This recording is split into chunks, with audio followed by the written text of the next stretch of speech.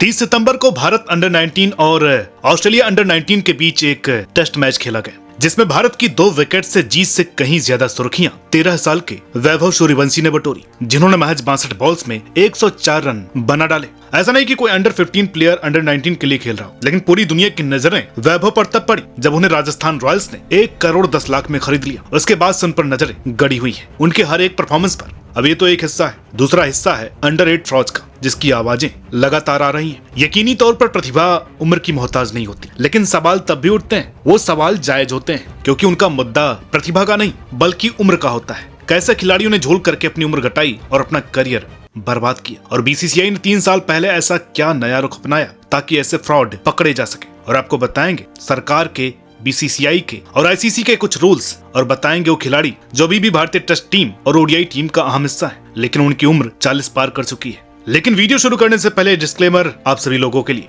Narad TV वैभव के वास्तविक उम्र या उनके एज फ्रॉड की पुष्टि नहीं करता है, बल्कि स्पोर्ट्स में चल रहे एज फ्रॉड की वजहों, इसके नुकसान और इसके समाधान को लेकर के सजग करता है। ये वीडियो उन युवा टैलेंट्स के लिए भी है जो स्पोर्ट्स में बिना किसी गड़बड़ी के आगे जाना चाहते हैं।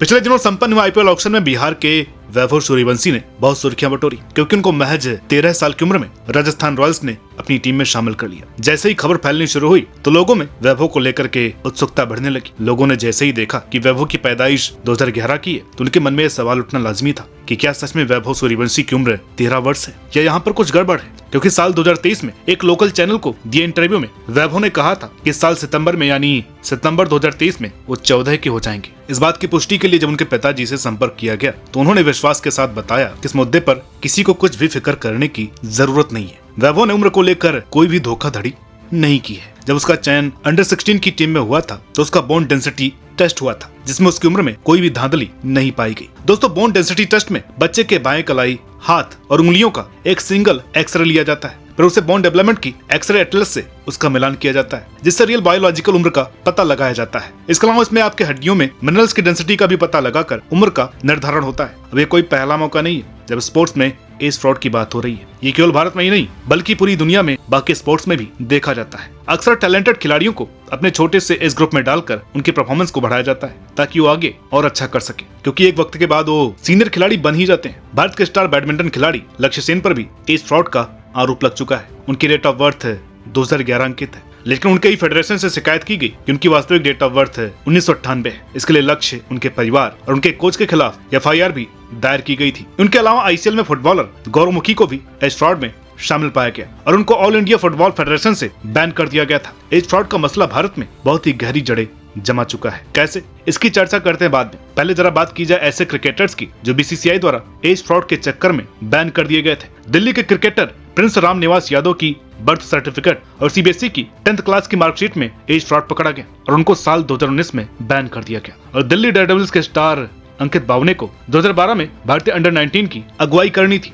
लेकिन एज फ्रॉड के चलते उनको बैन कर दिया गया। इसी तरह आईपीएल 2022 में कोलकाता नाइट राइडर्स से जुड़ने वाले रसिक सलाम, जिन्होंने 2019 में मुंबई इंडियंस का कोई एक मैच खेला था, उनको इसके बाद बैन किया गया, जिसे कि बाद में हटा भी लिया गया था। एक और बड़ा नाम मनजोत कालरा है, जो 2018 अंडर 19 वर्ल्ड चैंपियन टीम का अहम हिस्सा थे। उनको दिसंबर 2019 में क्रिकेट से बैन कर दिया गया था। एक बड़ा नाम नीतीश राणा भी रहे हैं, जिनको साल 2015 में बैन किया गया था। हालांकि इसके बाद उन्होंने अच्छी वापसी की, लेकिन कुछ एक ऐसे खिलाड़ी भी रहे हैं जिन पर सवाल तो उठे थे लेकिन कभी साबित नहीं हो पाए। वो चीजें नहीं मिली जिनके एज फ्रॉड को प्रूव कर पाए। मसलन शाहिद अफरीदी, रशीद खान, हसन रजा जैसे नाम भी इस लिस्ट में शामिल हैं। अब बात करते हैं कि स्पोर्ट्स में एज फ्रॉड की जड़ें इतनी गहरी क्यों होती जा रही हैं। आइए विस्तार से डिस्कस करते हैं। सोचिए, आप एक छोटे से गांव में पैदा हुए हैं जहाँ स्पोर्ट्स ही आपकी जिंदगी का सबसे बड़ा सपना है, लेकिन यहाँ मैदान पर सिर्फ आपके टैलेंट से काम नहीं चलता। आपके पास अच्छे कोच, सही फैसिलिटी या ब्रांड का सपोर्ट नहीं है। ऐसे में अगर आपको यह बताया जाए कि थोड़ी सी उम्र कम दिखा दो तो तुम्हारा सपना पूरा हो सकता है, तो क्या आप मना करेंगे? तो ऐसे कुछ वजहों से स्पोर्ट्स में एज फ्रॉड होने लगता है, जैसे कि कम उम्र में खेलने के फायदे। आपने कभी सोचा है कि अंडर 19 वर्ल्ड कप जैसी टूर्नामेंट्स में खेलने का सपना क्यों हर खिलाड़ी देखता है? क्योंकि यहीं से ये सितारे बनते हैं। विराट कोहली, बाबर आजम, शुभमन गिल, इनकी कहानियां यहीं से शुरू हुई थी। अब अगर कोई 21 साल का खिलाड़ी खुद को 19 साल का दिखा करके इस प्लेटफॉर्म पर पहुंच जाए तो खुद को बाकी खिलाड़ियों से ज्यादा परिपक्व और डोमिनेटिंग साबित कर सकता है। उसको सबसे बड़ा फायदा रिटायरमेंट के वक्त होता है। सोचिए 2 साल एज फ्रॉड वाला 2 साल और खेल जाता है। अब इस चक्कर में यह हो सकता है कि जिसे मौका मिलना चाहिए था वो तो 2 साल बेंच पर ही बैठा रखे। इस इश्यू पर राहुल द्रविड़ भी खासा नाराज दिखे थे जब वो अंडर 19 के कोच बने थे। साल 2015 में एमए की पटौदी लेक्चरर में उन्होंने इस फ्रॉड को मैच फिक्सिंग के बराबर का करप्शन बताया था। राहुल ने कहा कि 14 साल की उम्र में ये एज क्राइटेरिया का मामला है, लेकिन 25 साल की उम्र में यह सीधे सीधे फिक्सिंग का मामला है, यानी कि दोनों की एज में धोखाधड़ी और कुछ नहीं। इसके बाद एक नियम बनाया गया कि कोई भी खिलाड़ी अपने करियर में केवल एक बार अंडर 19 वर्ल्ड कप खेल सकता है। दूसरा आता है सिस्टम का दबाव। यहाँ सिर्फ खिलाड़ी की गलती नहीं है, अक्सर कोच, पेरेंट्स और मैनेजर्स उन पर दबाव डालते हैं। पेरेंट्स कहते हैं कि बेटा तुम्हारा करियर बन जाएगा, कोच बोलते हैं टीम में जगह पक्की हो जाएगी। अब ऐसे माहौल में एक बच्चा क्या करे? उसकी नैतिकता उस दबाव के नीचे कुचली जाती है। एक बड़ा उदाहरण 2019 में तिरुपति में आयोजित national inter district junior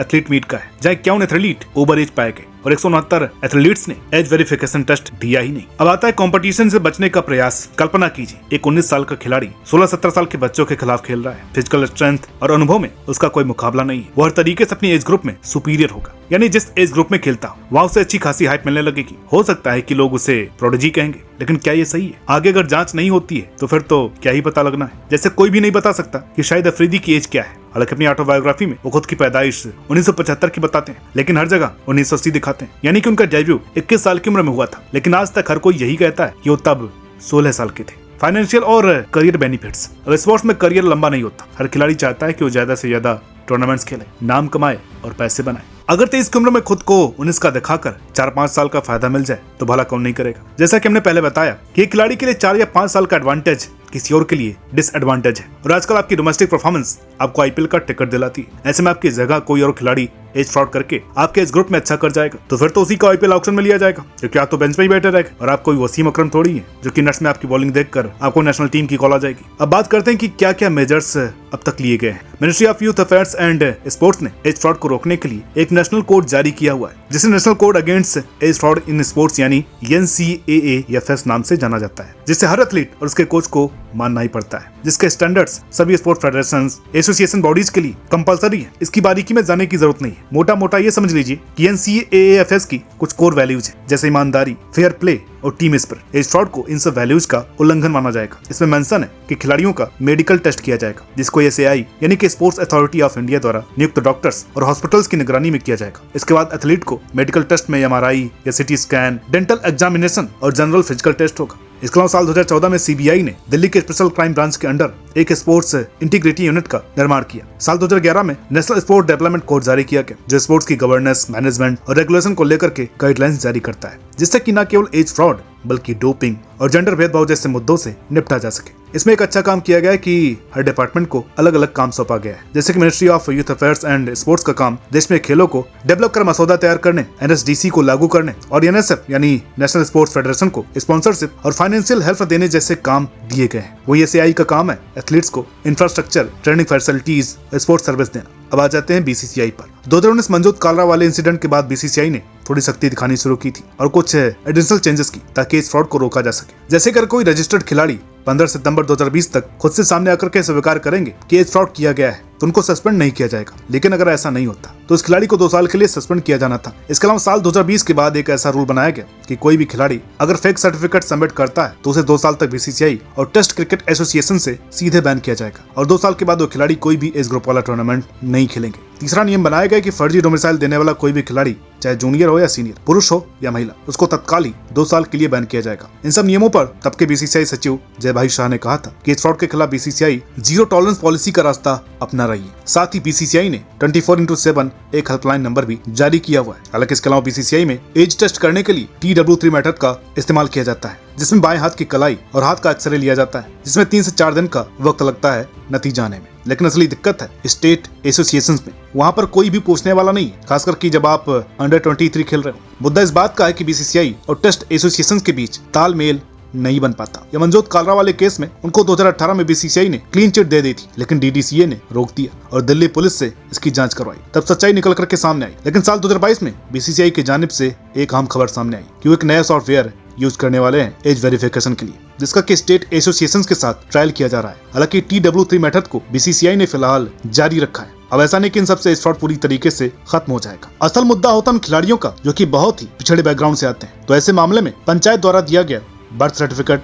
submit होता है, फिर वही डेट ऑफ बर्थ उसका डॉक्यूमेंट में इस्तेमाल होते हैं। NCAAFS से जो ID कार्ड मिलता है उसे एज वेरिफिकेशन के लिए प्रूफ नहीं माना जाता। वो तो ये बताता है कि इस एथलीट ने SAI के टेस्ट पास किए। वीडियो की शुरुआत में हमने जिस खिलाड़ी की बात की थी जो 40 से ऊपर के हो चुके हैं, वो कोई और नहीं बल्कि फास्ट बॉलर मोहम्मद शमी है। शमी का ड्राइविंग लाइसेंस देखिए, जब ये ट्विटर पर फ्लोट हुआ तो उनकी डेट ऑफ बर्थ 1982 की दर्ज की गई, जबकि अभी उनकी उम्र के हिसाब से वो 1990 में पैदा हुए थे। हम आपको बता दें कि इस फोटो की सत्यता की पुष्टि नारद टीवी नहीं करता है। ICC ने भी अंडर 19 टूर्नामेंट में एज वेरिफिकेशन को लेकर के कुछ रेगुलेशंस बनाए हुए हैं। जैसे जिस देश में अंडर 19 क्रिकेटर नया सेलेक्ट होकर के आता है, इस देश के क्रिकेट बोर्ड को एज डिटरमिनेशन फॉर्म और एज डिटरमिनेशन डॉक्यूमेंट्स को ICC को देना होता है, बशर्ते उस बोर्ड ने उन डॉक्यूमेंट्स को वेरीफाई कर लिया हो। उसके बाद भी ICC अलग से कुछ डॉक्यूमेंट्स मंगाती है, और अगर वो खिलाड़ी वो डॉक्यूमेंट्स नहीं देता तो ICC उसे तुरंत डिस्क्वालीफाई कर देती है। ICC का एक रूल ये भी है कि भले क्रिकेट बोर्ड ने एज वेरीफाई कर रखी है, लेकिन अगर ICC उससे भी संतुष्ट नहीं होती तो प्लेयर को डिस्क्वालीफाई किया जा सकता है। यहाँ तक कि चलते टूर्नामेंट के बीच भी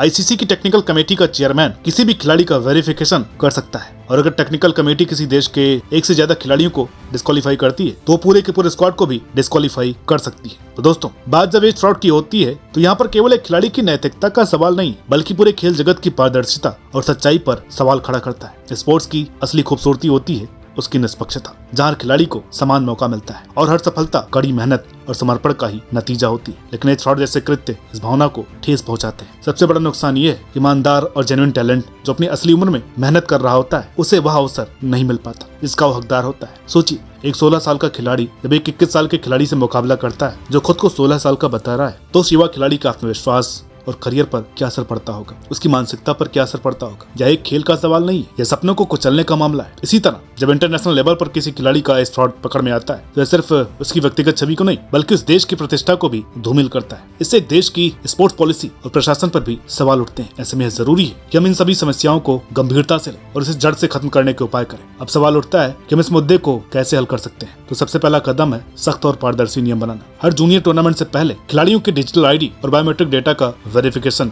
जरूरी होना चाहिए। खिलाड़ियों के साथ साथ कोच और मैनेजमेंट पर भी सख्त कार्रवाई होनी चाहिए जो इस प्रक्रिया में शामिल रहते हैं। खिलाड़ियों उनके परिवारों को यह समझना होगा कि शॉर्टकट अपनाने से कुछ समय की सफलता तो मिल सकती है, लेकिन इसका लॉन्ग टर्म असर बेहद नेगेटिव होता है। बायोमेट्रिक टेस्टिंग, बोन टेस्ट और अन्य आधुनिक तकनीकों का व्यापक इस्तेमाल हर टूर्नामेंट में होना चाहिए। इससे फ्रॉड के मामलों को लगभग खत्म किया जा सकता है। इसका सकारात्मक पहलू यह है कि अब चीजें बदल रही है। टेक्नोलॉजी के बढ़ते उपयोग और इंटरनेशनल स्पोर्ट बॉडीज के सख्त कदमों ने एज फ्रॉड को रोकने में काफी मदद की है। पिछले कुछ सालों में कई खिलाड़ियों पर बैन लगे हैं और खेल जगत में धीरे धीरे पारदर्शिता बढ़ रही है। खेल का असली उद्देश्य है स्पोर्ट्समैनशिप को बढ़ावा देना, और अगर हम सभी मिलकर इस दिशा में काम करें तो हम न केवल इस फ्रॉड को खत्म कर सकते हैं बल्कि खेलों की सच्चाई और उसकी खूबसूरती को भी बनाए रख सकते हैं। तो अगली बार जब आप अपने पसंदीदा खिलाड़ी को चीयर करें तो इस बात पर गर्व करें कि वो अपने टैलेंट, मेहनत और ईमानदारी के बल पर वहां तक पहुंचा है। और अगर आपको कहीं एज फ्रॉड जैसा मामला दिखे तो उसकी आवाज उठाएं, क्योंकि एक ईमानदार आवाज ही खेल को सही दिशा दे सकती है। अब आपसे एक सवाल, क्या आपको लगता है कि एज फ्रॉड पूरी तरह से खत्म किया जा सकता है या ये समस्या हमेशा बनी रहेगी? अपनी राय कमेंट्स में जरूर दें। वीडियो अच्छी लगी हो तो प्लीज लाइक करें, शेयर करें। चैनल पर नए हैं तो प्लीज इसे सब्सक्राइब करना न भूलें। मिलता अगली वीडियो में, तब तक के लिए नमस्कार।